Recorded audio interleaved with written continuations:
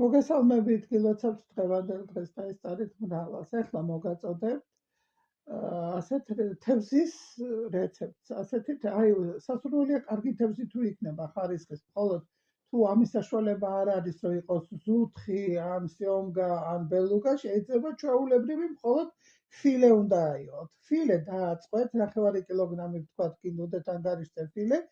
ცხიმ წასმულ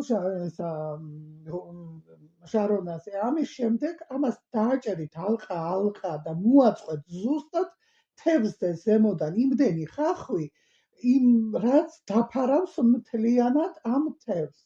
თევზის დაფარვის შემდეგ წმინდად დაჭრილი, ძალიან თხლად დაჭრილი კარტოფილი მოაწყვეთ შემდეგ ხახვს. არ დაგავიწყდეთ თევზედაც დამარილება, მარილის მოყრა, შავი წიწაკის მოყრა, მარილზედაც ზემოდან და კარტოფილით დაფარეთ მთლიანად არე, რაზედაც იყო დაწყობილი თევზი, ხახვი.